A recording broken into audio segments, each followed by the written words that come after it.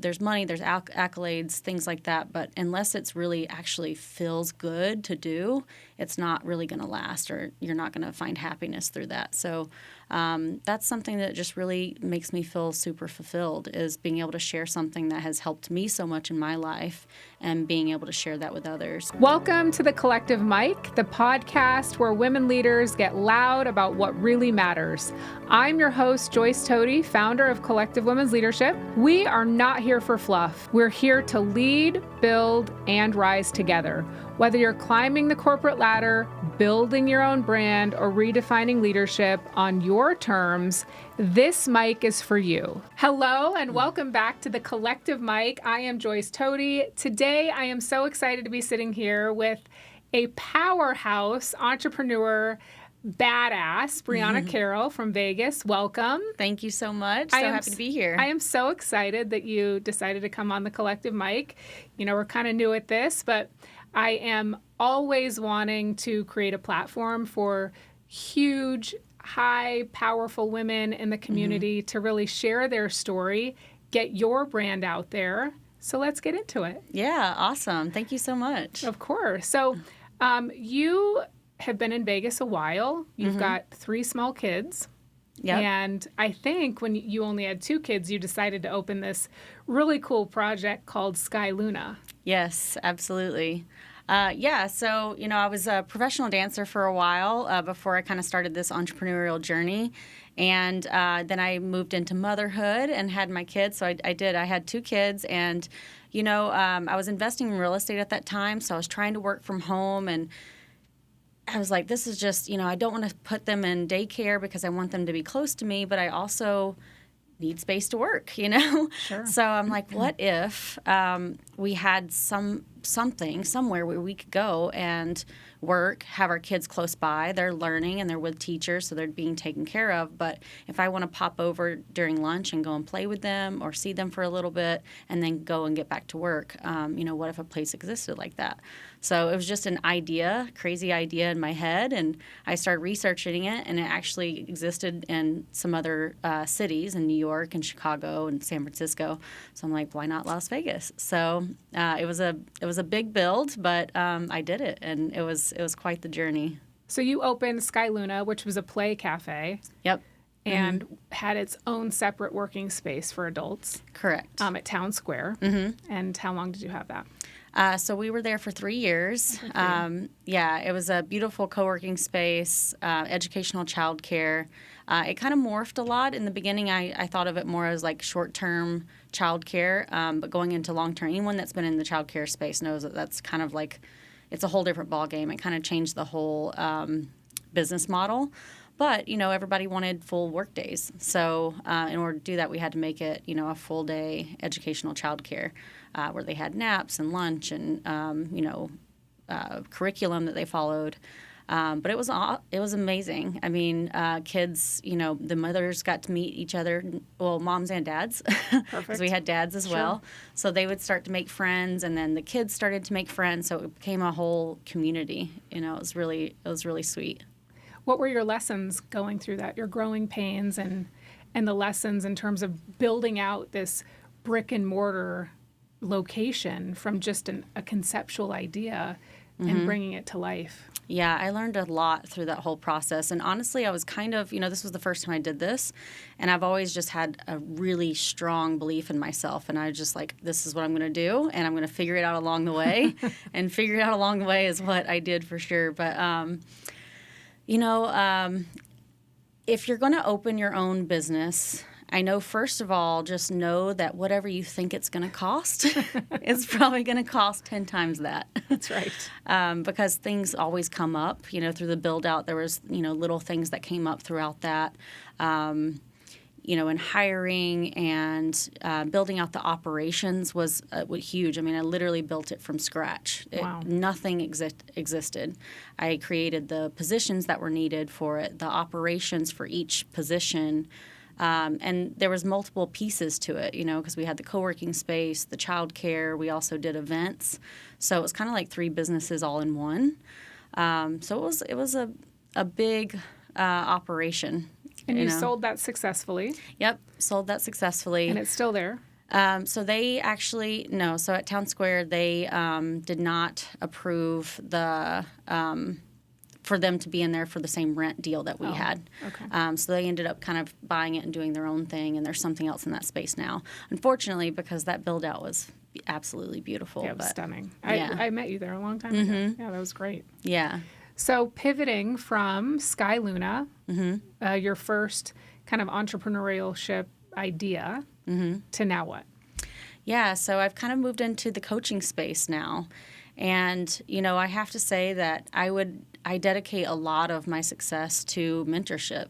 I had a business coach through the Sky Luna, experience, and a spiritual coach. I mean, I think that you can read books and do kind of self-improvement yourself, but you can't really see the picture when you're in the frame, right? So having that extra layer of mentorship really helps you be able to see your blind spots, and it's so important. So I think that I've had a lot of experience and knowledge through the years, and at some point you have to give that back, So now with your pivot in terms of you really working with other mentors and other high-level coaches to sell their high-ticket offers, let's get into the power of mentorship and the power of truly believing in yourself and why mentorship matters. As you know, our platform at Collective Women's Leadership is built on mentorship.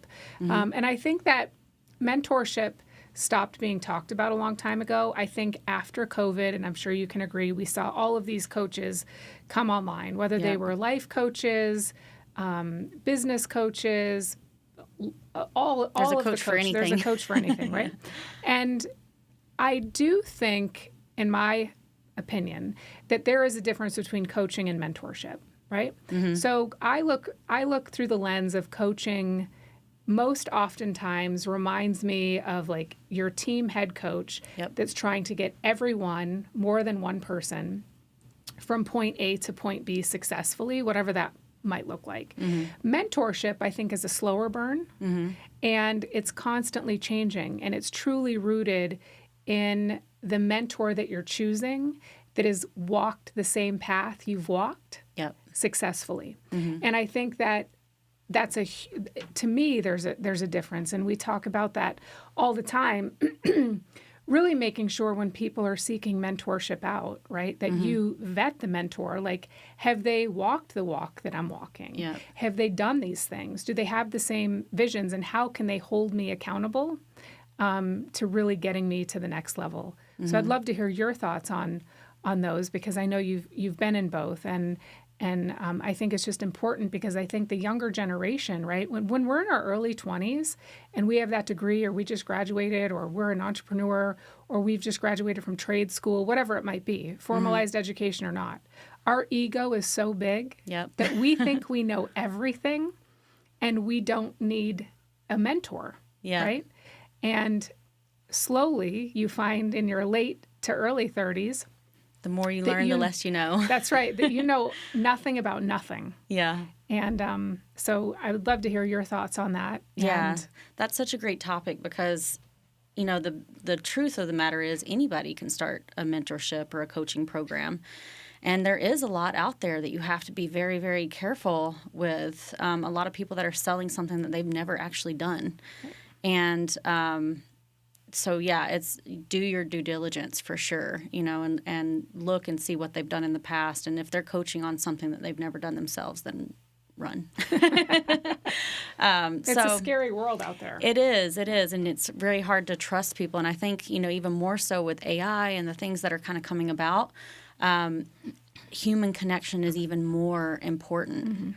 But having, and I like that you decipher the two, coaching and mentorship. And I think, if you can afford it, having both actually is really beneficial, because I think a mentor is more, there's so many life skills that you need. What energy do you carry? Your emotional state. I mean, your emotional intelligence is so important in everything that you do. It waterfalls into every other area of your life. And then coaching in whatever that area may be, if it's sales, focusing really on your sales skills. But it's going to be really hard to be a great salesperson if you don't have a hold of your emotional intelligence. So they work hand in hand. Yeah. And so in your new venture, you are truly working with coaches or mentors that are trying to sell their high ticket programs. And what made you pivot from Sky Luna into knowing that you had this gift of really closing high ticket sales packages? Well, I think I definitely have I'm naturally empathetic and feel like I really want to make a big impact in the world. And to be able, and I see the coaching space as something that everybody needs. So being able to sell programs, which right now, kind of in talks with someone that I really admire and I'm really excited to partner with and share their gifts to the world through selling their coaching programs, which I can't say quite yet who, but close. Yes. But it's a way of being able, it gives, so you need to be doing something that really fulfills you in a big way, because the money's not going to, there's money, there's accolades, things like that. But unless it's really actually feels good to do, it's not really going to last, or you're not going to find happiness through that. So that's something that just really makes me feel super fulfilled, is being able to share something that has helped me so much in my life and being able to share that with others. And, I still want to help other women as well. Say they're wanting to, this Play Cafe thing is really becoming a big deal now. So, anyone that wants to open something like that, or even real estate investing, or just how to present yourself as a woman in this world in general, I just want to be someone that really helps, because I've had a lot of people that have helped me through my life. So being able to turn around and do that for others as well. Yeah, absolutely. So many women, I think, in these spaces, specifically around selling in any aspect, feel as though at times they're being too salesy. What shifts, in your opinion, what shifts that mindset from pressure to power? Sure, that's a really great question. The biggest thing is really actually caring about the person. Right. And when you have in your mind, like, I need to make this sale, you can feel it. The other person can feel it, and it doesn't feel good even for you. So if you can really shift your mindset to how can I actually be of service to this person, then it becomes a really easy conversation that flows. They feel good about it because, they're like, hey, this person actually really cares, and sometimes it's not a good fit. What you're selling maybe not work out for them, and that's okay. We want to acknowledge that and be very aware of like what they actually want and how you can best serve other people. Right. Yeah, and I think that's hard so often for women to just get out of their own way and understand, just bring it back down to the basics. And you have to really love what you're selling. And you have to really be fully bought into it as well. I think, to your point, it's so easy to see through, and when people just need to make a sale and need to make a quick dollar and move on. And it is something that, we talk about often in terms of really honing your craft in that as well. Yeah. How important is buyer psychology today, right? So if anyone opens up their phone, goes onto Instagram, I'm sure your feed has it, my feed has it, because of the spaces that we're in. We are inundated with hire me as your coach. I promise you that you can make X amount of dollars in a very short time, right? Yep. So, but the sustainability piece is the biggest aspect that I always push back on when I see these. Yeah. And the buyer psychology in today's saturated online market. How can someone start learning how to set themselves apart in the very saturated market that we're in? I think really knowing yourself is incredibly important, because there's only one you. At the end of the day, there's nobody else exactly like you are. And a lot of times it can be very hard to find, you might think you know who you are, but it's like you've really just pulled from so many other people and things in your life. So slowing down, I think that's another place where mentorship comes in, right. Someone else that can say, hey, this is I can see you better than you can see yourself sometimes, especially whenever you're younger and you're trying to learn who you are, but really slowing down and taking time to, it doesn't matter what religion you are or spirituality, but to pray and look inward and sit in silence and understand who you really are. And then you can actually portray that to the world in an authentic way. And no one can sell like you if you're coming from that space. Right. Yeah, finding your authentic self and your authentic voice. And we hear oftentimes that's a big struggle for women, right? How do they show up authentically? Because we're so in fear of being judged or what someone is going to say about me or what I look like and all of these pressures that takes a long time to figure out. It does. And it takes many years. And you shift, right? You shift from 20 to 25, 25 to 30, 30 to 35. I feel like for women, we go through these big changes every 5 years, every 5 to 7 years. And with age, we get better. Yeah, I agree. We get a lot smarter and a lot more authentic. Yes. You talk about selling with integrity. What does that look like in the real sales conversation, especially in these high ticket offers that people put out there? I think it really comes back to just 100% believing in what you're selling, because if you're selling something that you don't feel like could really help people, you're not living in integrity. It doesn't feel good to you. It doesn't feel good to them. So really finding something, I think, if you're in sales and looking for something to sell, don't look for the shiny red present, right. That's like you think that everybody's going to want, but something that actually is valuable to you yourself and that you believe in. And you can always come in from integrity whenever you're selling something that you truly believe in. Right. In the online space, you've probably seen and felt that there was kind of a moment that you've seen where values were tested. Even for yourself and newly entering that space, right? And the shift you did with your Instagram after Sky Luna and your business and all of that. How do you navigate that when you know that your values are being tested and your integrity is being tested and you have to just shift out of that very quickly?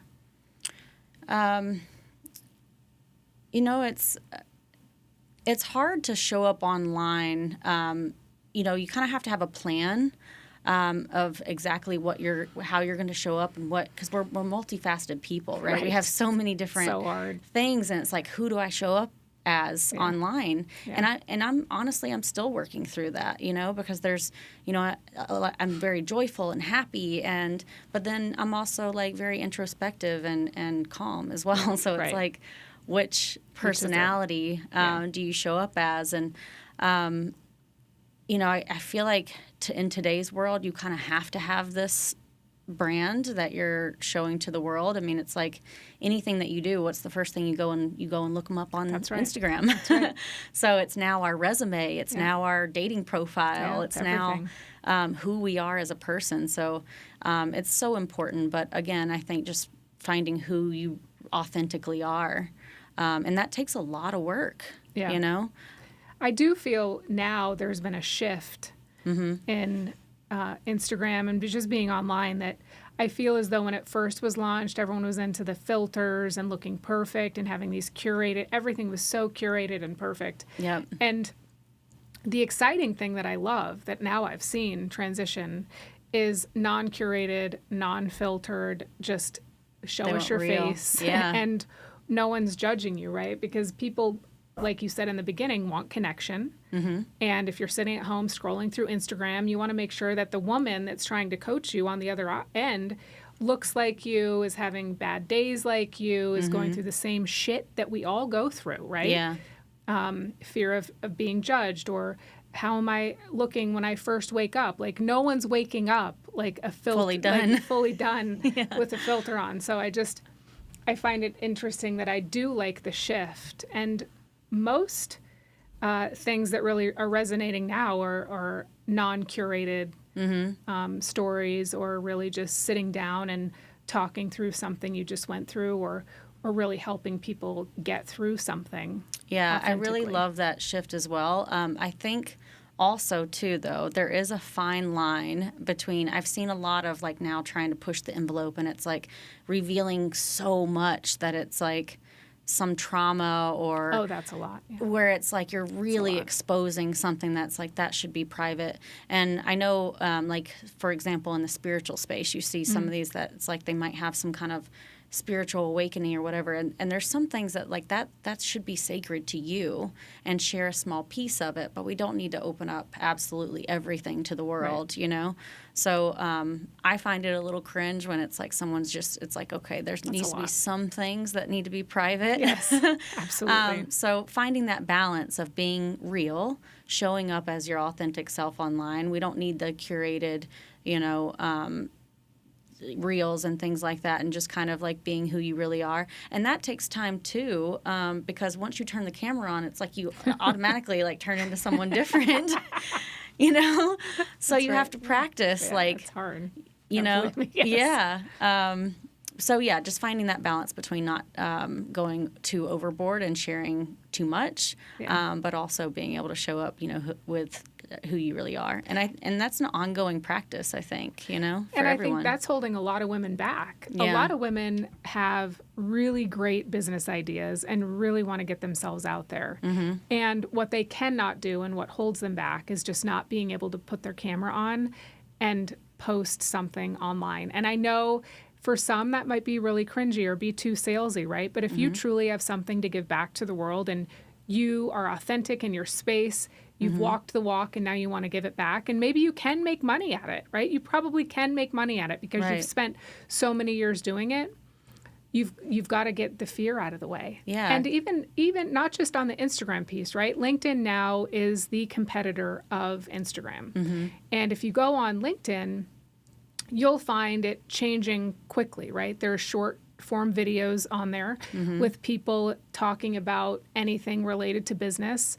And thought leadership articles are coming out in the spaces as well. So oftentimes I tell my mentees, if they're really struggling with trying to find their voice, starting small, even on LinkedIn, because maybe that's the old school way of thinking that was just for professional. That's shifted quite quickly now.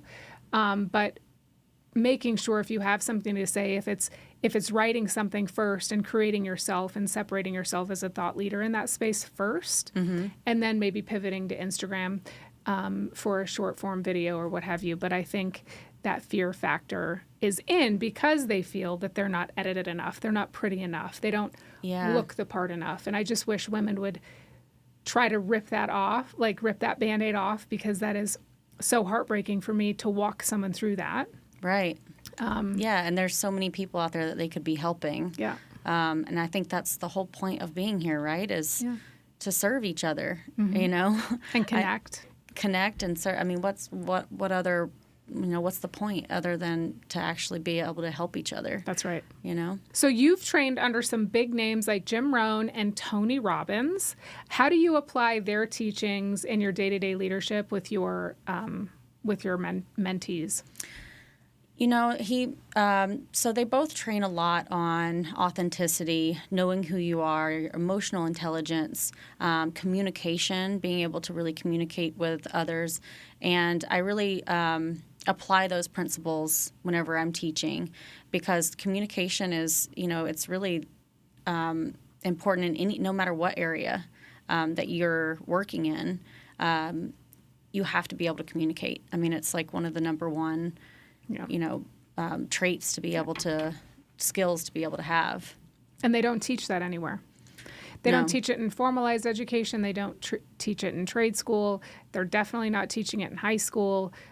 Communication is key. And I think my son is 20 and we're still working on effective communication skills, because I think it's something, especially for our children, that there's a void somewhere, and it takes a long time to teach effective communication skills to get someone to connect with you. Yep, exactly.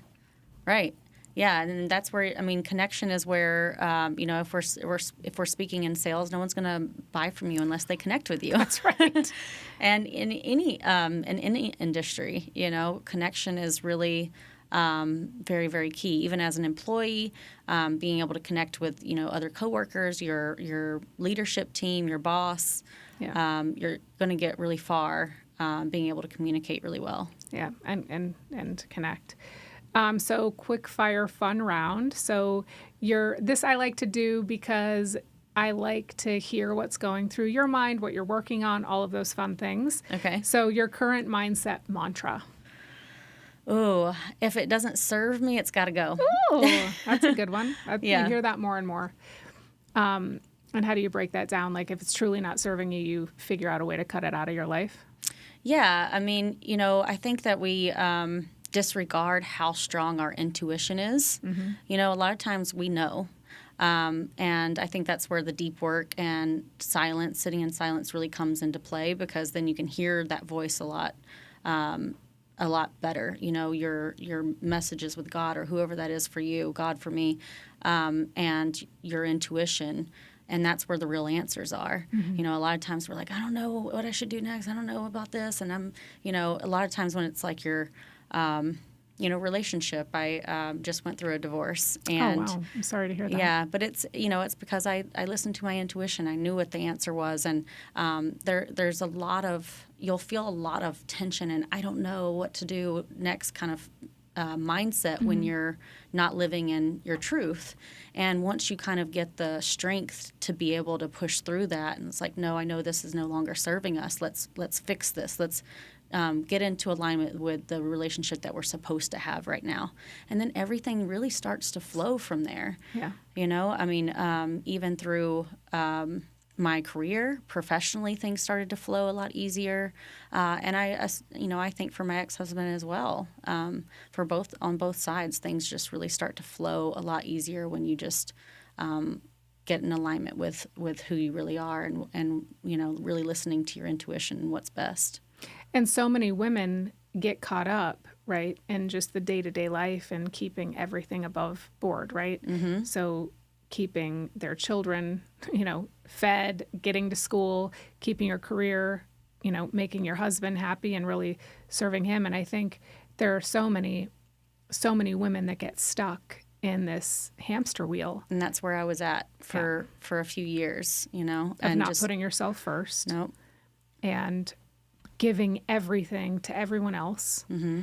And that is not sustainable. No. And then you're then able to pull back, sit in silence, and so many things reveal themselves. Yeah. And I mean, my relationship with my kids has grown so much more in that time frame, because I'm not dwelling on, like, I can feel something's wrong. And I just, and you kind of, I think a lot of women do this too, where you stay busy with cleaning the house and fixing this, and it's like, let's just keep doing the things to avoid that there's even a problem, right? And at some point, if you really want to be, and I mean, the amount of joy that I've unlocked and the power I feel since just making the decision I knew I needed to make, and then we kind of, it's hard to get through at the moment, but then afterwards you're like, oh, like breath of fresh air, Yeah. And I think a lot of women do that in their careers as well. Maybe it's like, the time's up, that it's time to move on, but you're just holding on so tight. But if you just let go, then you can make room for where you're supposed to be at. That's right. You hit on something in regards to what women do in their career, right? They stay when they know they shouldn't stay, and there's a barrier that they need to break through to get to the other side of their career advancement or whatever they need to go do. And oftentimes they're sitting in fear because they have not gained the mentorship or coaching that they need for someone to truly teach them and be that mirror and show them how to find their authentic self, how to advocate for themselves effectively, how to truly negotiate for themselves, all of those things. Yeah. It's skills. I mean, that has to be learned. Yeah. And you don't learn them in your 20s. Right. No. You don't. I hate to break the news to everyone on this listening who might be in your 20s. You don't know anything. Yeah. And it's going to change a lot in your 30s and definitely in your 40s as well. But you don't even start to realize, I think, until you're in your 30s. I think so too, yeah. How advocation, showing up for yourself, all of these things, you don't figure out in your 20s. And I look back on so many times that, I mean, even through Sky Luna, to be honest, it was my first business to that scale. And looking back, I wish I would have done the work to really find my voice beforehand. Because when you're a leader of a company like that, and say your clients are coming to you and saying, oh, I wish you really had this, I wish you had that. I said yes to everything, and I lost control of my business. That's huge. Because I had this vision, and I was very strong in it at first, and then it's like, oh, but so-and-so wants this, oh, and so-and-so wants this, so-and-so thinks this, listening to my employees too much. Right. Which also, too, if you don't have a, board of advisors, if you're not really at that level, then you have to have an outside mentor or coach that can give you, like, you cannot go to your employees and your customers. They cannot run the asylum. Right. And that's kind of what I was doing. I was trusting, like, well, this is what they want. And so I lost control of that and really had to reel it back in. So I think that's so incredibly important, if you're planning on starting your own business. Huge.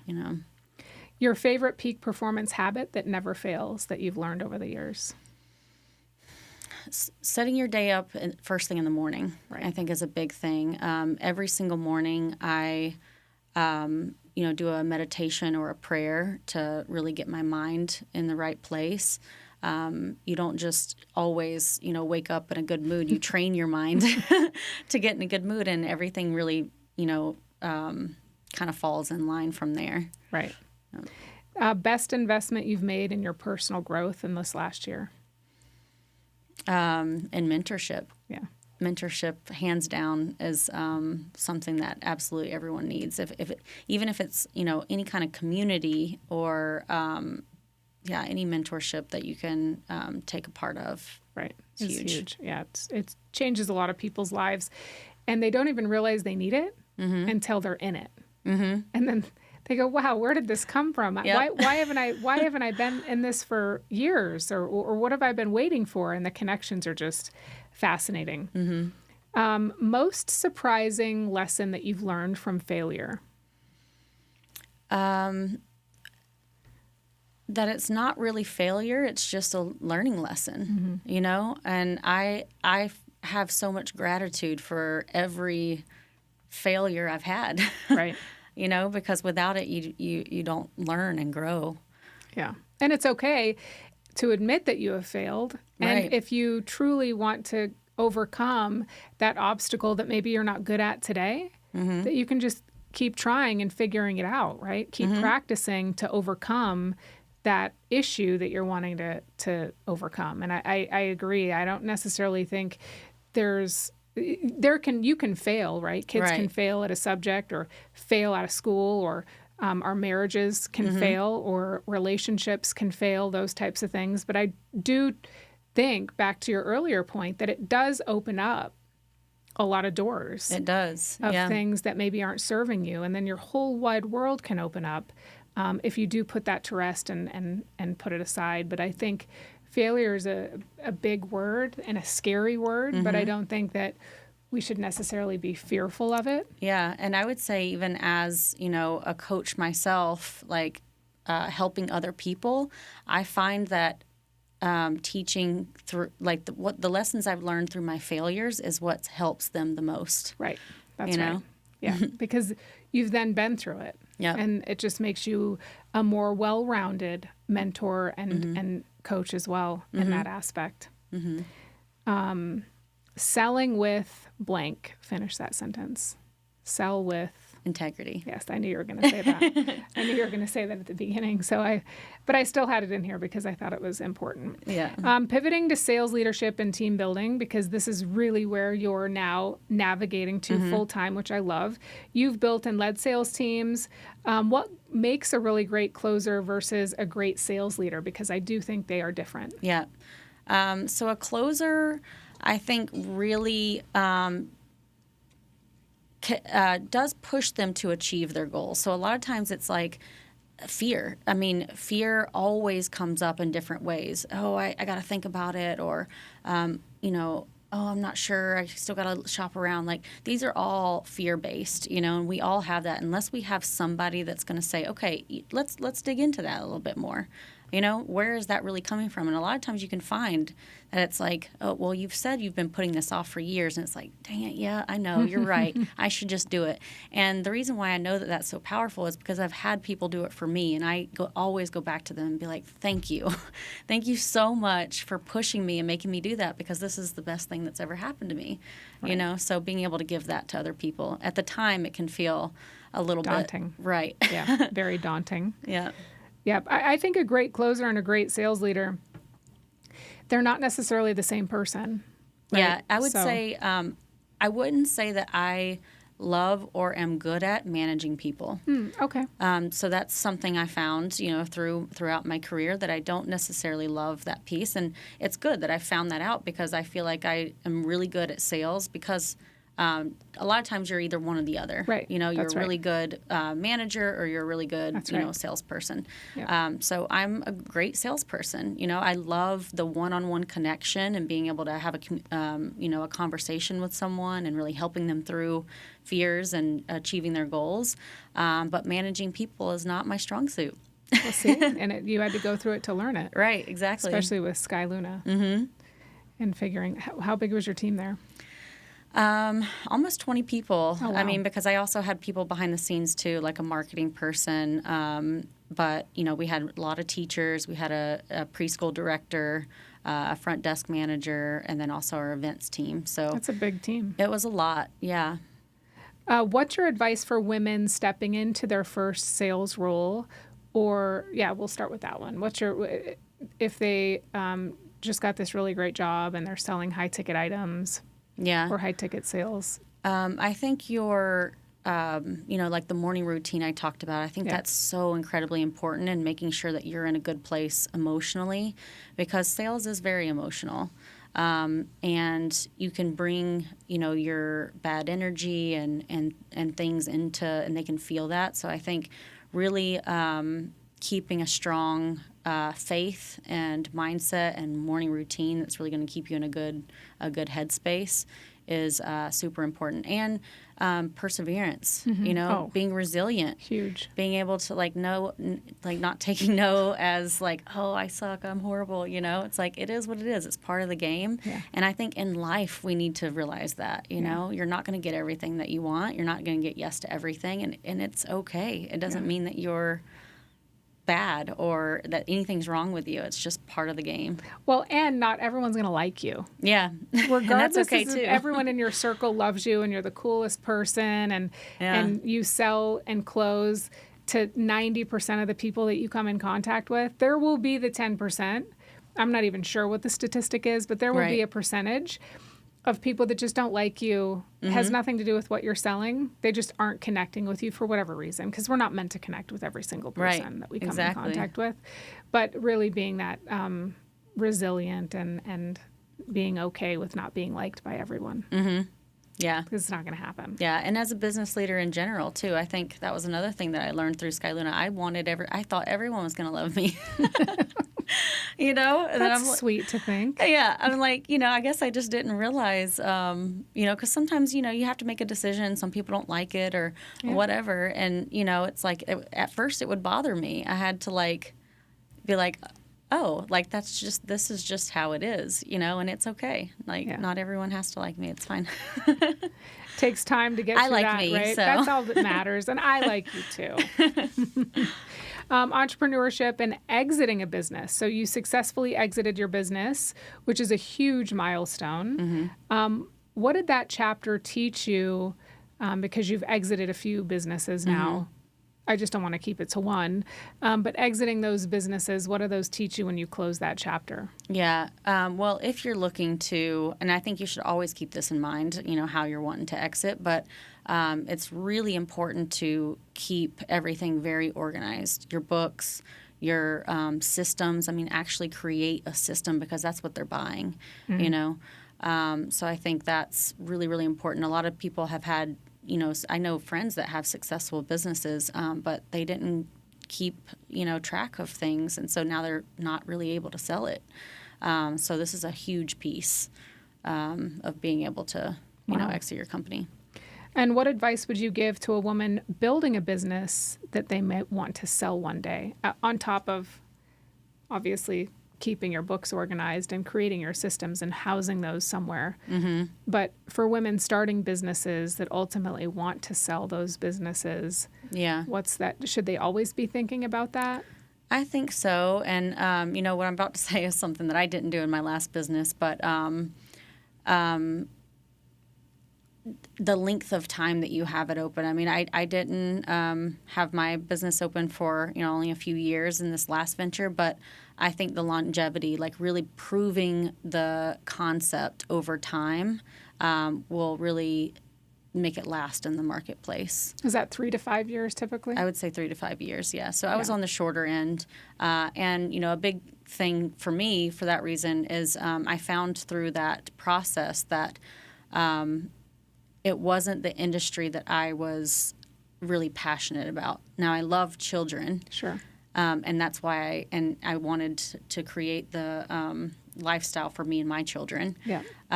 But I found that I didn't like the childcare industry. Sure. Yes. So making sure that you're really, because that matters. It's you're having to show up every single day and really making sure that it's something that you're really passionate about, and then you can really go for the long haul. Well, I'm so happy that you joined the Collective Mike. I'm so happy our paths crossed. Actually, a few years ago when I was thinking about launching Collective Women's Leadership, it was just an idea. Yep. And I said, I have this cool idea. I don't know what I'm going to do. But and here now we are. You've just blown it out of the water. It's crazy. It's bizarre. But I'm so happy you're here. You are a force to be reckoned with. I cannot hear what you're going to be doing next. So how do people find you?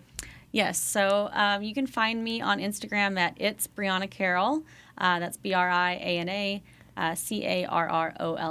Or you can go to brianacarroll.com. And if there's anyone that has any questions about, business or entrepreneurship, sales, reach out anytime. Thank you so much. I will see you soon. I hope you loved this episode as much as I did. For more tips on elevating your leadership, please follow us on Instagram, Collective Women's Leadership, or visit our website, collectivewomensleadership.com. And don't forget to like, comment, and subscribe.